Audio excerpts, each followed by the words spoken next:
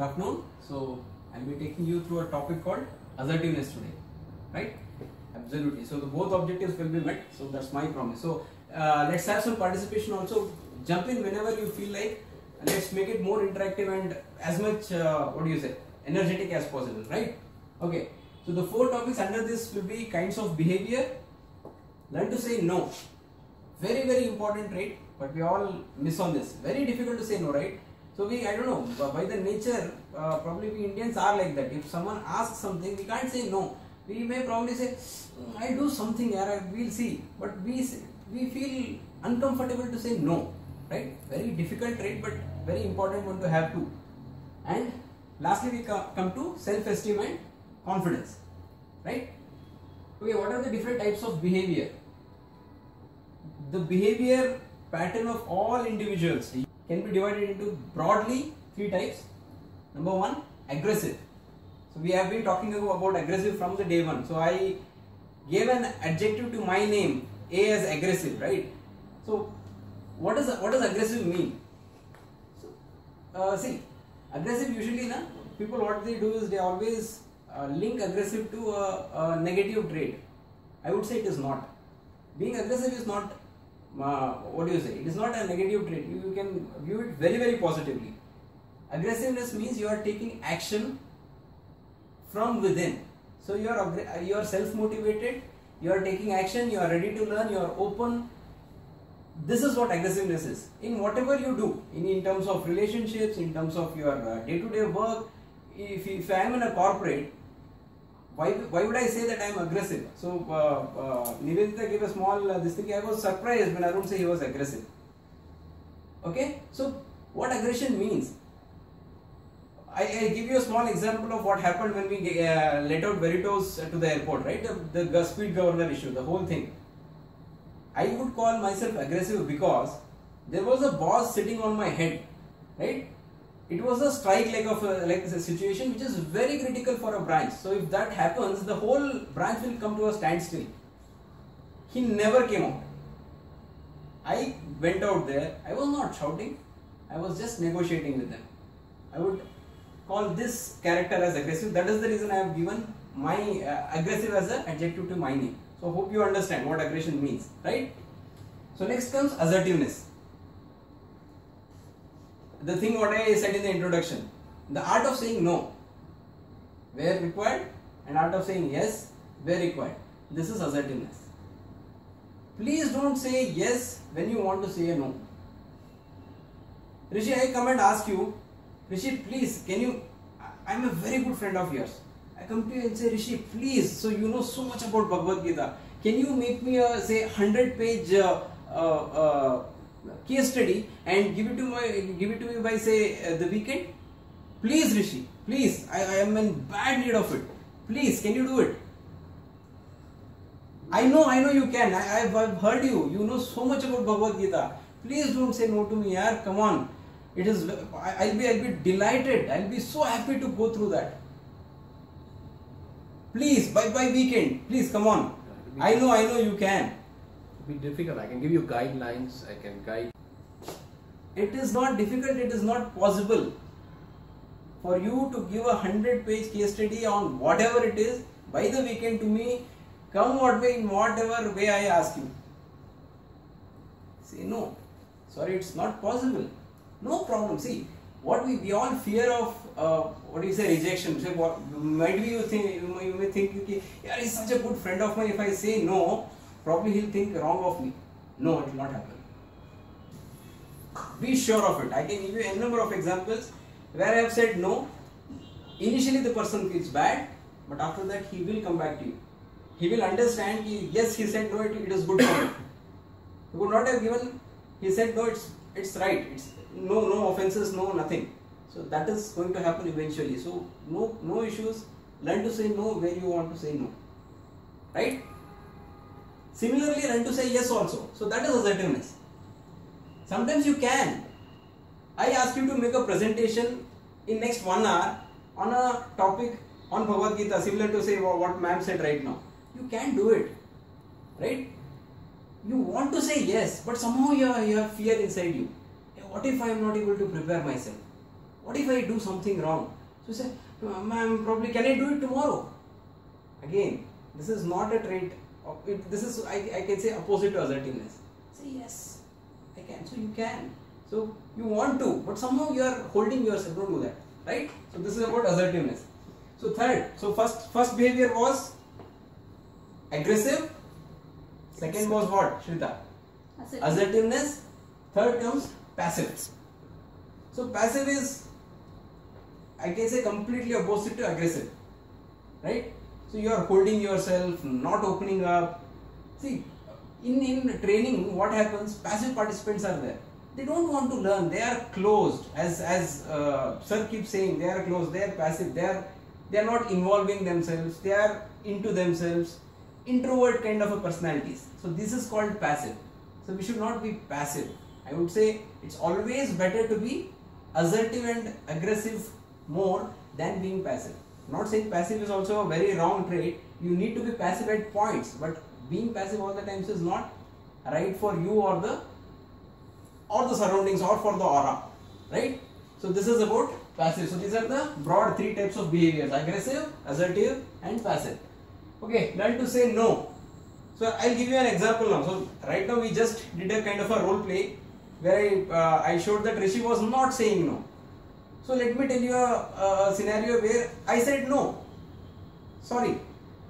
Similar thing happened to me in my organization. What happened? So I was asked to do a Six Sigma project. Six Sigma is a operations subject where you use so many, similar to what we did. She gave steps of problem solving, right? So Six Sigma has a way of problem solving. Just for your information, it is called DMAIC. D-M-A-I-C. Okay, DMAIC is the approach of problem solving used in Six Sigma. Right? D is define the problem, measure, take all the inputs, whatever you want to solve that problem. Say for example, now you have measured, I'm in a manufacturing unit. So I am the manufacturer of this duster. Can you see this? This is a duster, what we use to wipe the board, right? Yeah. So we make huge production, right? It is not one piece which we are making. It is not customized production, but it is mass production, right? So everything has to be exact similar piece, right? Now I define a problem. Every day we manufacture 10,000 units of these dusters, but out of which 100 is allowable limit. I am getting 500 dusters which are not of this exact same measurement. Got the point? So this is the problem right now in my hand, and I am facing losses because of it as an organization. First I define the problem. So next comes DM. M is measure. So I measure all the criteria or factors which are creating this problem. So I'll go and get samples. I'll go and get the historical data of how many dusters we used to produce, when did we buy the machinery, what is the adjustments, everything. So all those things, these are called measure stage. Then comes the analysis. Once all the data I have in hand, I do a thorough analysis to get to where the problem is. Same in the analysis phase comes what she told, defining the solutions, getting the possible options, what we can do to solve this problem. Everything comes over here, and finalizing the right solution. Okay, so probably the adjustments in the machine is not that a big problem. Then say something else. Then the quality of the material. Probably the supplier of this plastic has brought his quality down. So that is the major issue. So if that happens, every measurement is going to come properly. So maybe that is the first problem which I have to hit or close, so that the major problem of 500 pieces every day getting wasted is reduced. So that is analysis. Then I will implement. Implement is I will go to the vendor, talk to him, whatever, and control. How do I control? I keep checking. Every day there are 10,000 units coming. I do a quality check, ensure that it is coming within the limits. So this is a Six Sigma project. Believe me, a huge Six Sigma project or a green belt Six Sigma project takes at least around 6 months to complete. I was given 2 months and asked to complete a Six Sigma project on attrition of the subscribers. And I said no. Let me assure you, I was given very wrong feedback at the initial stage, that you always say no, you don't know how to answer diplomatically. Probably in a corporate scenario, you should say diplomatically, no sir, I'll try, I'll give it a try, just to please the supervisor. I said no with reasons. This is what it is. So I have just explained your DMAC process, right? So this is what the entire Six Sigma process is, boss. It is not possible to do an entire Six Sigma project in 2 months. If you want me to do a project, I will, as yesterday he told, I will remove some chapters and give it to you. I can do it in a very much shorter or smaller perspective and scope. I can't do the entire project. Initially, though my supervisor, my CEO were all very offended by my no, later they actually appreciated it. I was given 6 months, I completed that project, it was a successful implementation, right? Simple, learn to say no when the answer should be no, right? Self-esteem. So what you see yourself as, very simple, right? Self-esteem. I believe, okay, Rishi, are you and APJ Abdul Kalam same? No. Why? What's the difference? In our professions, our way of thinking. I'm talking about, what can I say, in terms of Intellectual. what you can achieve. Okay, let me clarify this. In terms of what you can achieve. In terms of our potential? Yes. You mean? Yeah. No, in terms of we are equal, it's the application that makes a difference. Let us give him a big hand. Yes. This is self-esteem. Okay? I never feel high or I never feel low with anyone. Okay? If a boy of my age in a railway station is selling some small water bottle or something to make his living, that doesn't mean that his abilities and my abilities are different until we are differently able, right? He is also as good as me. It is only the circumstances and what he has got in his life which has made him that, and it is the circumstances what I have got, because of which where I am. We are all same. This is what self-esteem is all about, boss. You are not lower also. See, that doesn't mean you take it to your ego. You should never say, yes, boss, I am the greatest. I can do anything. No.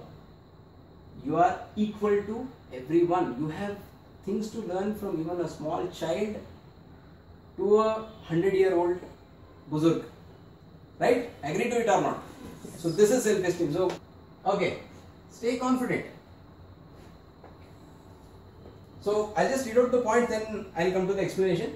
Pretend you are confident. I would like to give an example for this again. So during my first job opportunity in Sterlite Industries, along with I've heard of Anil Agarwal, right, the Vedanta Group chairman. Yes. So I have very high respect for him. He was a scrap vendor in Mumbai when he started his career. He literally used to collect scrap and he used to sell it. So this was his business. Today he is a multinational of I don't know what work. He sits in London, always travels in his own chartered flight, and you have to. So he is actually a desi guy, okay? And when he comes and talks to you as an employee, when he comes and talks to me, he never talks business. He comes and asks me, how's the township? How's the office environment? Are you comfortable? He is completely interested in the CSR activities which the company does. So this is the kind of person he is. I was lucky enough to get an opportunity to present my thing or my profile in front of him. So it's called a chairman's meet. So what happens? Vedanta is the mother company. There are many companies under it. Sterlite Industries, Sesa Goa, Malco, Balco, Vedanta Aluminium. There are a huge number of all ferrous, non-ferrous metal manufacturing companies actually under him almost. Okay? So he controls almost 90% of metals, ferrous and non-ferrous in India. Right? So he is that kind of a person. In an event they do called as a chairman's meet, where few selected people from each organization go to one particular place. A big 5-star hotel is arranged where, I mean, we saw a picture, right? The round tables and all. There's a huge stage. much bigger screen than this. You have to go with your presentation, plug it in, and there were Anil Agarwal, his brother Naveen Agarwal, Group HR head Tirunakarasu or something his name is. That guy. Tirunavakarasu. He was the group HR head for the whole of Vedanta, not for Sterlite. So I was working in Sterlite. So Sterlite itself is a big organization. So these were the 4 panelists. They are sitting here. The entire crowd is there. You know, out of the whole crowd, around 2 or 3 people of your organization.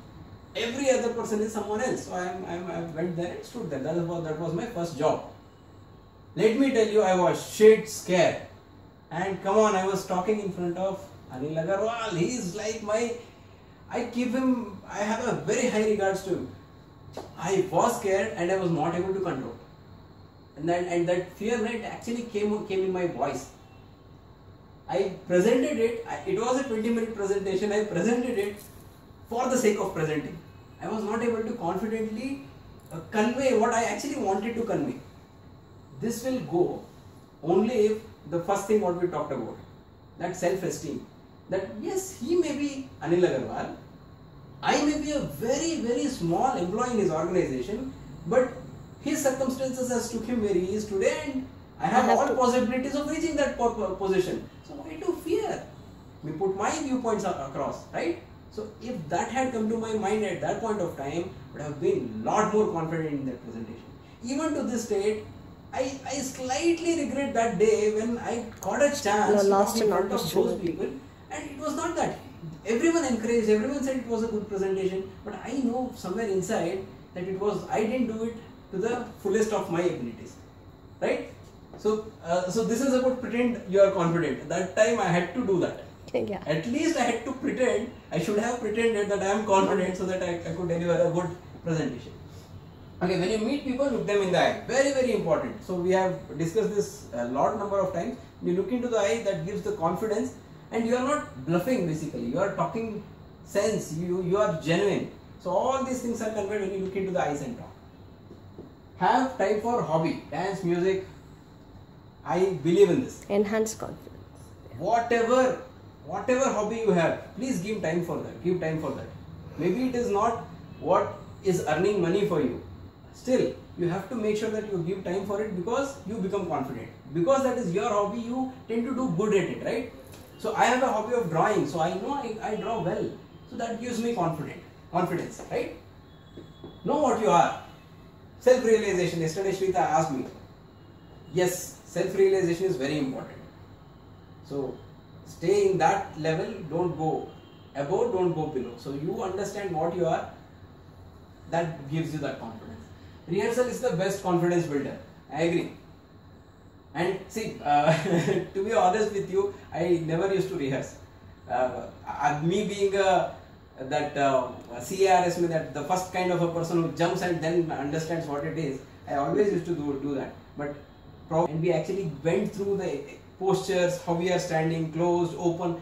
I felt yes, we can realize so many things by looking at ourselves. Why not rehearse? Stand in front of a mirror and rehearse yourself. It will be great. So this I have actually learned over here. So rehearsal is the best confidence builder. Remind yourself that you have done some things well. Yes, gives a lot of confidence. We always remember what all things I have done good in my life. I have done blunders. Keep thinking of the blunders and your self-confidence will be stuck on the ground. Okay, everyone does blunders. Keep thinking of good things you have done for yourself, for the people around you, right? Gives a hell lot of confidence. Be thankful to everyone. I would say, as I told you, we learn from everyone. Be thankful to everyone. That helps. Push yourself to accomplish short-term goals also. If you only keep long-term goals, it is not going to help out. So similar thing happened in that activity. Remember, the rings were kept. I told I want to build a website. It was a long-term goal. I had not prepared for short-term goals. So even have short-term goals, achieve it, accomplish, after accomplishment, celebrate it. Gives a lot of confidence. Right?